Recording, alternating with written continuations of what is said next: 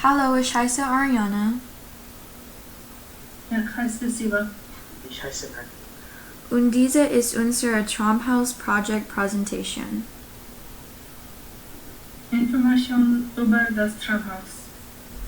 Es ist in Kiel, es ist möbliert, es hat 12 Zimmer, 2 Schlafzimmer, 2 Badezimmer und einen Pool, einen Garten, eine Bibliothek und ein Arbeitszimmer. Es ist 125 Quadratmeter und es kostet 423.000 Euros.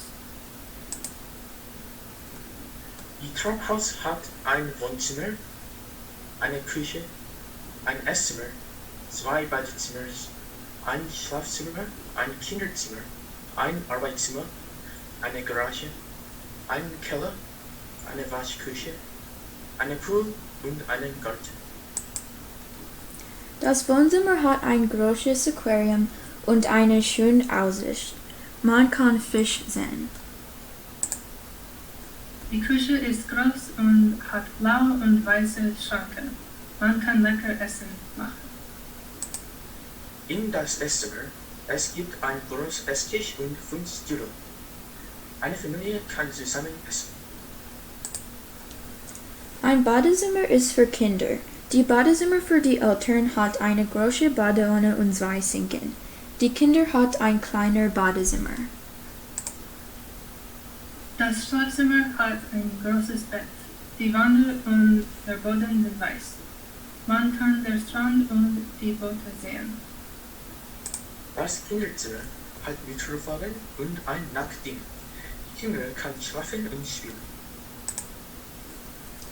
Das Arbeitszimmer hat viele große Fenster für das Meer ansehen.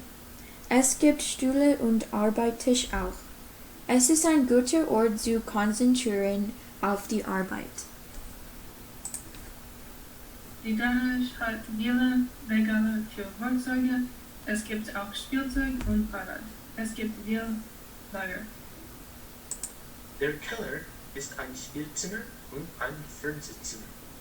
Man kann Film sehen mit Freunden in dem Theater. In der Spielsection. Man kann Billard spielen oder Videospiele spielen. Die Waschküche ist für Wasche. Es gibt ein Waschbecken, ein Waschnitracken, eine Waschmaschine und Fenster. Man kann saubere Kleidung haben. Die Bibliothek hat viele Bücherregale, Stühle und Fenster für Lesen. Man kann viele Bücher lesen und die Bücher sind interessant. Die Pool ist groß und hat einen Schwammflotte. Es ist gut für Beginn im Sommer.